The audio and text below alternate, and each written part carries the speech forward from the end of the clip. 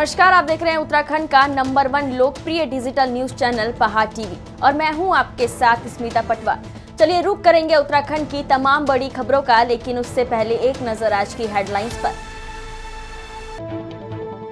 CM Dhami ने निर्माणाधीन medical college का किया निरीक्षण, बीजेपी में गुटबाजी से किया इंकार। हरिद्वार में त्रिस्तरीय पंचायत चुनाव में आरक्षण की अधिसूचना का कांग्रेस ने किया विरोध, सौंपा ज्ञापन। कोटद्वार के धुआंकोट भोन सड़क मार्ग पर गहरी खाई में गिरा ट्रक, चालक घायल। इंडियन मुजाहिदीन ने महामंडलेश्वर को जान से मारने की दी धमकी, हरिद्वार एसएसपी से की सुरक्षा की मांग। 1.5 लाख की शटरिंग चोरी के मामले में 7 गिरफ्तार, 6 महिलाएं शामिल। सीएम पुष्कर सिंह धामी ने जगजीतपुर क्षेत्र में बनाए जा रहे मेडिकल कॉलेज का निरीक्षण किया। इस दौरान उन्होंने अगले साल में अस्पताल का प्रथम चरण पूरा होने का दावा किया। सीएम धामी ने कहा कि मेडिकल कॉलेज से जहां मेडिकल के छात्रों को एक अच्छा प्लेटफॉर्म मिलेगा, तो वहीं क्षेत्र में लोगों को बेहतर स्वास्थ्य सुविधाएं भी मिलेगी। निर्माणाधीन मेडिकल कॉलेज का निरीक्षण करने के बाद पत्रकारों से वार्ता करते हुए सीएम धामी ने कहा कि इस चुनाव को लेकर हम पूरी तरह से आश्वस्त हैं। प्रदेश की जनता भाजपा को एक बार फिर भारी बहुमत से जीत दिलाने जा रही है, बाकी सब आगामी 10 मार्च को पता चल जाएगा। सीएम ने कहा कि हमारे कार्यकर्ताओं ने चुनाव में बेहतर काम किया है, चुनाव में हुआ मतदान इसका प्रमाण है। उन्होंने कहा कि किसी तरह की पार्टी में अंदरूनी गुटबाजी नहीं है। भाजपा का सभी जगह मेडिकल कॉलेज खोलने का संकल्प है। हरिद्वार में मेडिकल कॉलेज खोलने की प्रक्रिया शुरू हो चुकी है, निर्माण कार्य भी शुरू कर दिया गया है। जल्द से जल्द उसका काम पूरा कर लिया जाएगा। यहाँ पढ़ने वाले मेडिकल के छात्रों के लिए ये कॉलेज एक मील का पत्थर साबित होगा। इसका लाभ इस क्षेत्र में रहने वाले लोगों को भी मिलेगा। आपको कम समय मिला, क्या लगता है कि जो काम आपने किया लोगों तक पहुंचा पाया? देखिए, उत्तराखंड की जनता हमारे भाव को जानती है और हम आश्वस्त हैं। इस बार प्रचंड बहुमत की सरकार भाजपा की बन रही है। बाकी 10 मार्च को सबको पता लग जाएगा। सीएम साहब, जिस तरह से भाजपा में अंदरूनी कलह चल रही है, एक मदन कौशिक जी के खिलाफ पूरा मोर्चा खुला हुआ है, कई विधायक अब परिणामों से पहले ही कई विधायक हार मान के बैठ गए, उसको किस तरह से देखते हैं? नहीं, ऐसा कुछ नहीं है। देखिए, कोई हार नहीं माना है। हम लोग सब जगह जीत रहे हैं। सभी जगह हमारे कार्यकर्ताओं ने बहुत अच्छा काम किया है, बहुत उत्साह है और मतदान भी इस बात का एक तरह से मैं कहूँ कि स्पष्ट प्रमाण है। जिस प्रकार से मतदान हुआ है, जिस प्रकार से लोगों ने उत्साह दिखाया है, पुनः भाजपा की सरकार आ रही है। सर, मुखर होकर जिस तरह से आरोप विधायक लगा रहे हैं पार्टी के बड़े नेताओं पर, हमने सभी से कहा है जिसको भी जो बात करनी है वो पार्टी फोरम पर बात करेंगे। आज हम मेडिकल कॉलेज देखिए, हमारी सरकार ने ये सभी जगह पर मेडिकल कॉलेज खोलने का जो संकल्प लिया है, वो प्रक्रिया आगे बढ़ रही है। यहाँ पर मेडिकल कॉलेज का काम हरिद्वार में प्रारंभ हो गया है, निर्माणाधीन है, तेज़ी से काम चल रहा है। इसमें किसी भी प्रकार की कोई रुकावट न हो, किसी प्रकार की प्रक्रिया में उसकी गति तेज़ रहे और जल्दी से जल्दी बनकर ये मेडिकल कॉलेज तैयार हो, जिससे कि आने वाले समय में हमारे हरिद्वार क्षेत्र के और आने वाले जो हमारे MBBS की पढ़ाई करने वाले छात्र हैं, छात्राएं हैं, उन सभी के लिए ये मेडिकल एक मील का पत्थर साबित होगा भविष्य में उनके विकास में और हरिद्वार क्षेत्र के लिए। प्रगति की क्या पा रहे हैं, कितनी? नहीं, प्रगति ठीक है, अभी और प्रगति की आवश्यकता। हमने उनको कहा है निर्माण एजेंसी को भी तेज़ी से काम करें। इसमें जो भी केंद्र का और राज्य का जो भी अक्षांश वो मिलता रहेगा, उसमें कहीं कोई कमी नहीं होगी और हमारा लक्ष्य है जल्दी से जल्दी इसको पूरा करना। कब तक ये मिलकर तैयार होकर? इसकी पहली जो एडमिनिस्ट्रेटिव बिल्डिंग है वो अगस्त 2023 तक तैयार हो जाएगी और 24 तक पूरा मेडिकल कॉलेज तैयार हो जाएगा।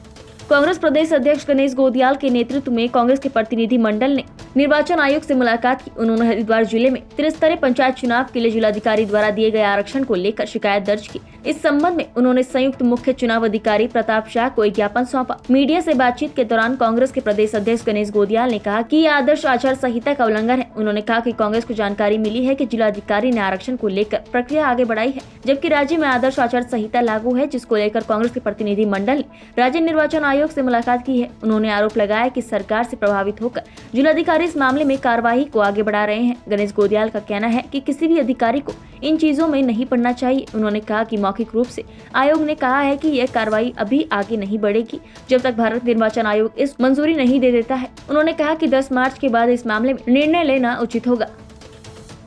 सरकार का और जिलाधिकारी हरिद्वार का पंचायतों में आरक्षण की व्यवस्था को लागू करने हेतु कार्रवाई को गतिमान करना, मैं समझता हूं कि इस आचार संहिता का उल्लंघन है और हमारी ये चिंता हरिद्वार की जनता के हित में है कि ऐसे समय में कि जब आचार संहिता लगी हो, इनके मौजूदा विधायक अपनी मर्जी के हिसाब से मनमर्जी अनुसार काम कराना चाहते हैं, ये उचित प्रतीत नहीं होता। इसलिए हमने चुनाव आयोग में जाकर इस बात की शिकायत की और चुनाव आयोग ने हमें आश्वस्त किया है कि ये जब तक आचार संहिता लागू है तब तक ये हो नहीं सकता। हम उम्मीद करते हैं कि वो काम वहीं पर रोक दें। हम कहाँ कह रहे हैं कि चुनाव नहीं कराने, हम ये कह रहे हैं कि चुनाव आचार संहिता का जो वक्त है वो पूरा हो जाए, उसके बाद कार्रवाई आगे हो। हम मना थोड़ी कर रहे हैं, तो जब करना था तब तो किए नहीं।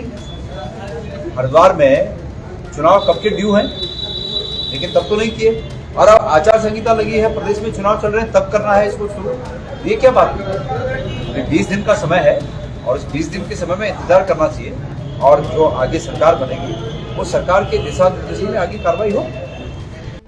विधानसभा चुनाव से एक दिन पूर्व रात में आपस के विवाद में जसपुर में भाजपा और कांग्रेस के प्रत्याशियों के समर्थकों की भिड़ंत के बाद कांग्रेस प्रत्याशी के द्वारा मौके पर पहुंचकर गाली गलौज और मारपीट का मामला तूल पकड़ता नजर आ रहा है। मामले में अब तक भाजपा प्रत्याशी के समर्थकों और कांग्रेस के विधायक समेत कुल 2 दर्जन समर्थकों के खिलाफ मुकदमा दर्ज हो चुका है। दरअसल जसपुर के रामनगर वन गाँव में 6 दिन पूर्व हुआ विवाद मामला एक बार फिर तूल पकड़ता नजर आ रहा है। इस मामले में भाजपा प्रत्याशी और पूर्व विधायक डॉक्टर शैलेंद्र मोहन सिंगल की ओर से दर्ज कराए गए मुकदमे में गिरफ्तारी की कार्यवाही न होने और पुलिस कार्य प्रणाली से नाखुश डॉक्टर सिंगल आज 22 फरवरी को अपने हजारों समर्थकों और कार्यकर्ताओं के साथ पुरानी नगर पालिका सब्जी मंडी चौक में धरना प्रदर्शन करेंगे। साथ ही कांग्रेस विधायक की कथित बदसलूकी और अभद्र व्यवहार की वीडियो LED के माध्यम से जनता को दिखाएंगे। देखिए, जो चुनाव के दौरान 13 तारीख की रात को हमारे भारतीय जनता पार्टी के कार्यकर्ताओं के साथ विधायक की मौजूदगी में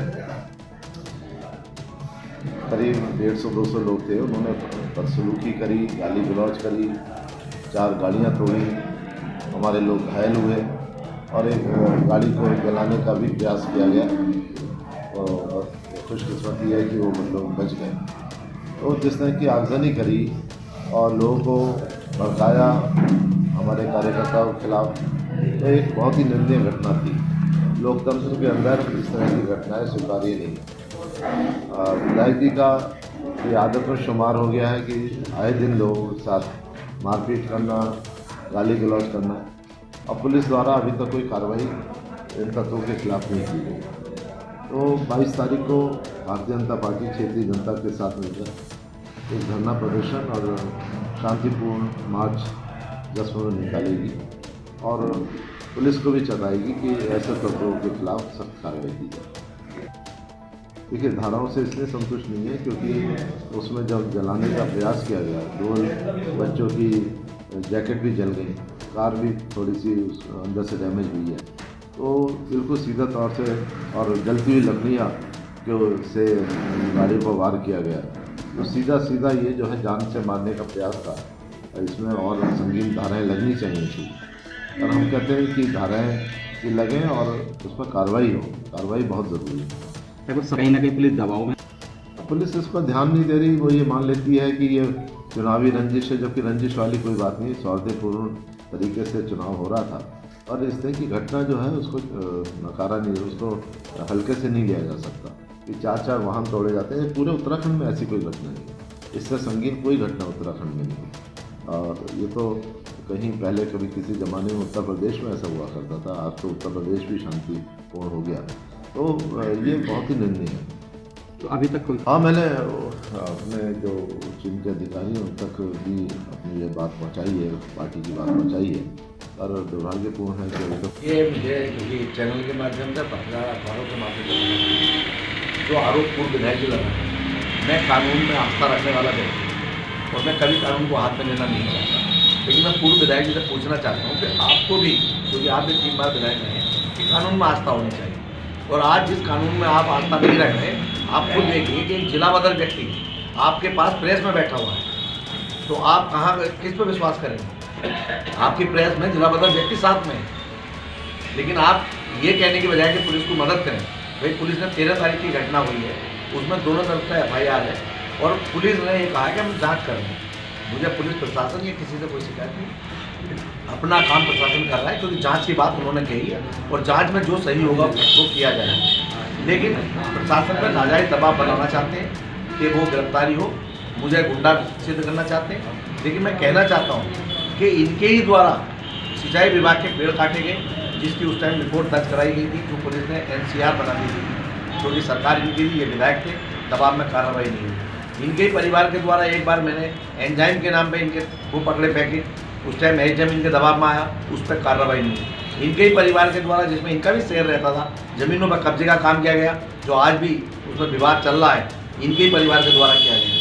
तो मैं पूछना चाहता हूँ कि गुंडा इनका परिवार है या आदेश चौहान का परिवार है? मेरे पास आज तक हर बार कहते हैं गुंडा कर दी। मैंने अगर कोई काम किया है तो मैंने जनता के सहयोग के लिए किया है, या कहीं कोई गलत है तो वो बर्दाश्त नहीं हुआ। और वो मैं कहना चाहता हूँ कि अगर ऐसा करने से इनको गुंडागर्दी लगती है तो ये 20 बार नहीं 100 बार कहें, मुझे इसकी चिंता नहीं है। मैं जनता के साथ था, जनता के साथ हूँ और जनता के साथ खड़ा रहूँगा, और मैं डरने वाला नहीं हूँ उनकी धमकियों से। आज इनका जवाब, अगर ये जवाब मुझसे धरना देना चाहते हैं तो मैं कहता हूँ कि धरना दें, शौक से दें, लेकिन जिस दिन आदेश चौहान का धरना होगा तो इन्हें सहन नहीं होगा।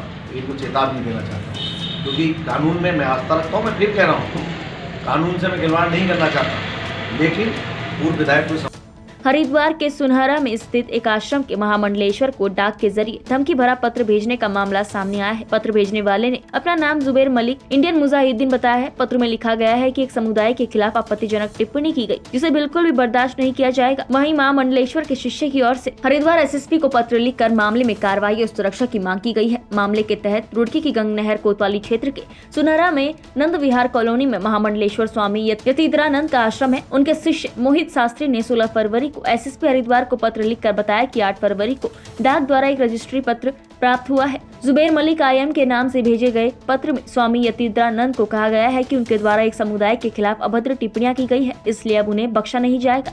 ऐसे सभी लोगों की लिस्ट तैयार की गई है, इन सभी लोगों को मारा जाएगा। मोहित शास्त्री की ओर से 16 फरवरी को वरिष्ठ पुलिस अधीक्षक समेत गृह सचिव, DGP, जिलाधिकारी आदि को शिकायत भेजकर कार्रवाई करने की मांग की गई है। भेजे गए पत्र में महामंडलेश्वर की सुरक्षा की मांग भी की गई है। इस मामले में गंग नहर कोतवाली प्रभारी ऐश्वर्य पाल का कहना है कि कोतवाली में तहरीर नहीं आई है, तहरीर आने पर मुकदमा दर्ज किया जाएगा।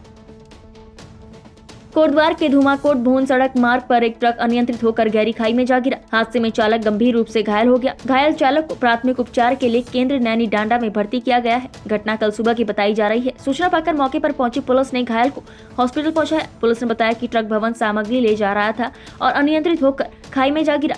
ट्रक में सिर्फ चालक ही मौजूद था, जिससे हादसे में गंभीर चोटें आई है। आपको बता दें कि धुमाकोट पिपली भोन मोटर मार्ग पूर्व से ही काफी जर्जर हालत में है। मार्ग जर्जर होने के कारण ये मार्ग हादसों को दावत दे रहा है। लंबे समय से इस मार्ग को लेकर लोक निर्माण विभाग द्वारा दुरुस्त नहीं किया गया है। वहीं घायल चालक का नाम हरिओम है, जो इंदिरा नगर खताड़ी रामनगर जनपद नैनीताल का रहने वाला है।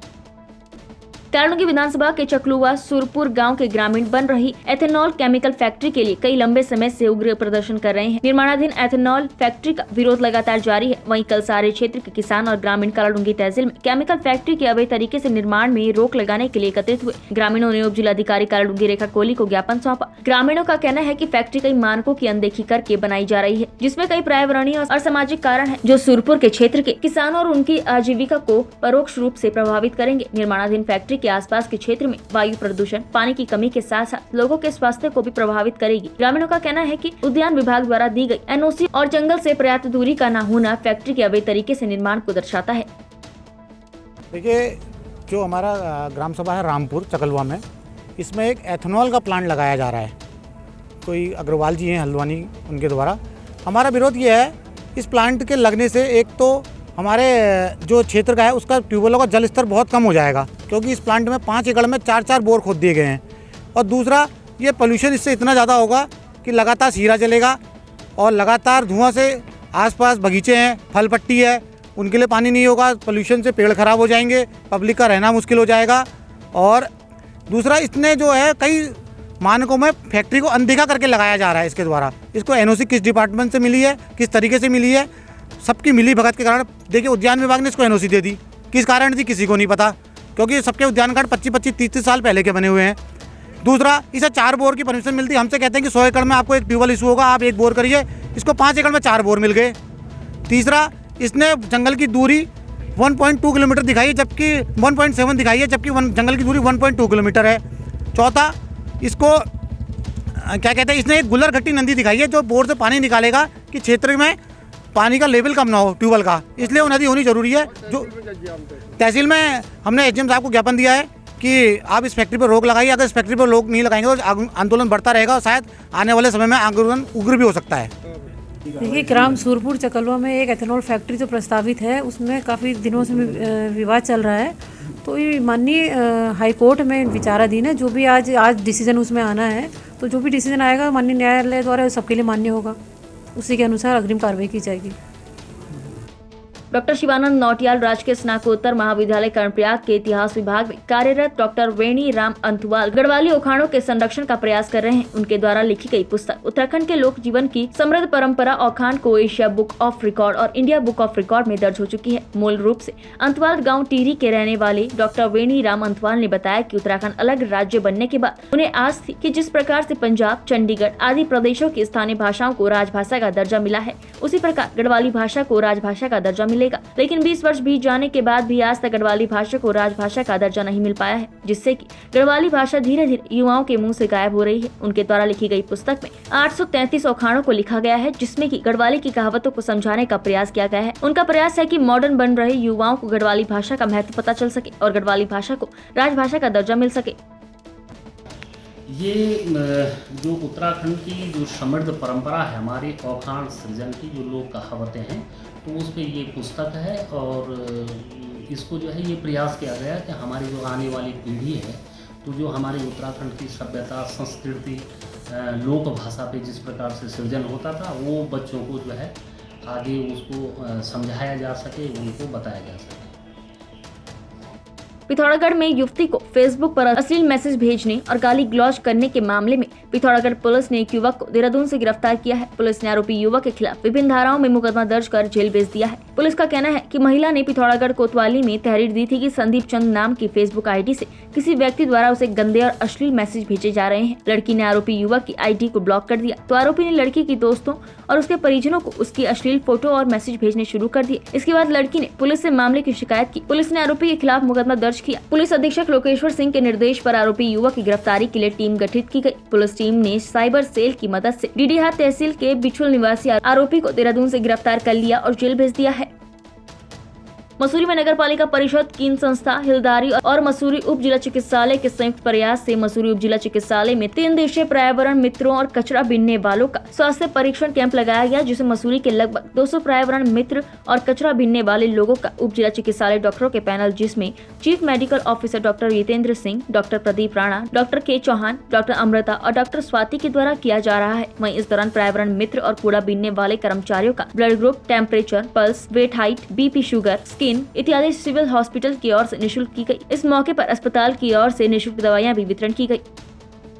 कहना चाहिए किस तरीके का कैंप है, किस तरीके की सुविधाएं यहाँ पर दी जा रही है? सर, ये नगर पालिका में हिलदारी एक संस्था है और ये जो नगर पालिका गणेश गुप्ता साहब और स्वास्थ्य विभाग के हमारे सीएमएस साहब के सहयोग से कि जितने भी पर्यावरण प्रेमी ये लोग जो काम करते हैं और जो साफ़ सफाई करते हैं, उन सब का एक पूरा हेल्थ चेकअप स्वास्थ्य विभाग की ओर से रखा गया है, जिसमें उनकी संपूर्ण जांचें और उनकी हाइट, वेट सब देख के उनको RT-PCR भी किया उन लोगों का, और उनको जितनी भी सेवाएं स्वास्थ्य की थी वो पूर्ण रूप से प्रदान करने की कोशिश कर रहे हैं। सर, अल्ट्रासाउंड भी करा रहे हैं। जो भी इस तरह का कोई पेशेंट है उसको अगले दिन हम OPD में बुला रहे हैं।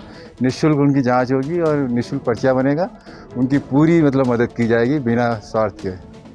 कीन और हिलदारी के और साथ ही साथ में ये अपना सिविल हॉस्पिटल के माध्यम से शहर में जितने भी पर्यावरण मित्र हैं और शहर में जितने भी कूड़ा कचरे से संबंधित व्यवसाय करने वाले लोग हैं, तो करीब 200 की संख्या यहाँ पर होने वाली है। और इस कैंप का मेन उद्देश्य ये है, क्योंकि वो लोग जो हैं कूड़े के साथ में काम करते हैं तो उसमें टिटनेस की प्रॉब्लम हो सकती है, तो इस कैंप के माध्यम से कंप्लीट उनकी सारी जाँचें जो है की जा रही हैं, चाहे आपको टिटनेस हो, चाहे हेपेटाइटिस भी हो, उनकी हाइट का भी लिया जा रहा है, उनका ब्लड शुगर और उनके न्यूट्रिशन के बारे में भी जो है जानकारी दी जा रही है।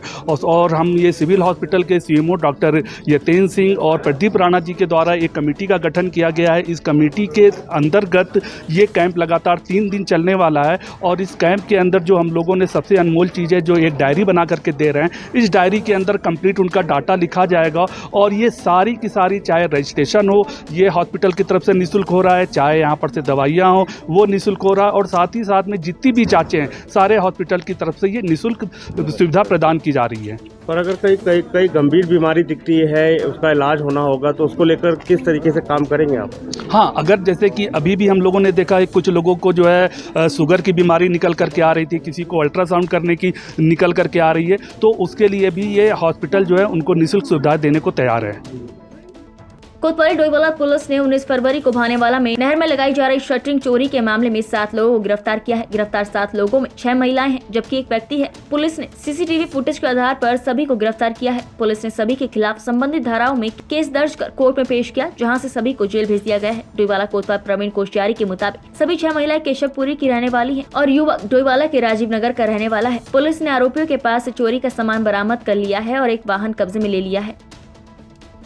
विनोद कुमार सोलंकी हैं कि कंस्ट्रक्शन साइट से लोहे की सेटिंग का सामान चोरी हुआ था, तो इस संदर्भ में उसमें मुकदमा पंजीकृत किया गया था और बाद में सुराग रस्सी के दौरान जानकारी मिली कि इस चोरी में जो लोहे का सामान वगैरह है 6 महिलाओं ने एक पुरुष के साथ मिलकर चोरी की, तो इसमें काफ़ी सामान बरामद कर लिया गया है। लोहे का उनके खिलाफ गिरफ्तार करके खिलाफ कार्रवाई की गई है। कुछ केशवपुरी बस्ती के हैं और स्थानीय हैं, लेकिन ये उनके बारे में पहले भी ऐसा इनपुट मिला है कि इस तरह की छोटी छोटी चोरियों में इन्वॉल्व रहे। पुराने रिकॉर्ड भी खंगाले जा रहे हैं चोरी में।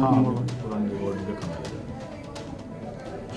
पिथौरागढ़ में नाबालिग को बहला फुसलाकर भगा ले जाने और शारीरिक शोषण करने वाले आरोपी को पुलिस ने गिरफ्तार कर लिया है। आरोपी के खिलाफ पुलिस ने पॉक्सो एक्ट के तहत मामला दर्ज कर जेल भेज दिया है। आपको बता दें कि धारचूला तहसील के पांगला थाने में एक व्यक्ति ने पुलिस में तहरीर दी थी। उन्होंने बताया था कि उनकी बेटी घर से कहीं चली गई है और काफी तलाश करने पर भी नहीं मिल रही है। इस आधार पर पांगला थाने में मुकदमा दर्ज किया गया था। पुलिस अधीक्षक लोकेश्वर सिंह के निर्देश पर गुमशुदा को ढूंढने के लिए टीम गठित की गई। टीम ने सर्विलांस और साइबर सेल की मदद से गुमशुदा को पिथौरागढ़ के मिशन स्कूल के पास आरोपी युवक के साथ ढूंढ लिया। नाबालिग लड़की ने पूछताछ में बताया कि आरोपी युवक उसे शादी का झांसा देकर बहला फुसलाकर घर से ले गया था। इतना ही नहीं, उसका शारीरिक शोषण भी किया गया। लड़की के बयानों के आधार पर आरोपी युवक के खिलाफ पॉक्सो अधिनियम के तहत मुकदमा दर्ज कर आरोपी को गिरफ्तार किया गया है, जिसे न्यायालय में पेश कर जेल भेज दिया गया है।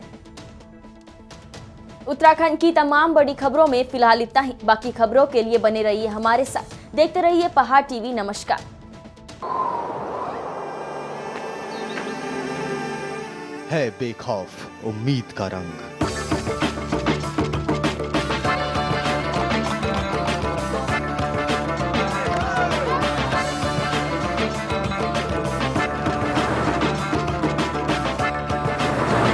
है आस्था भी।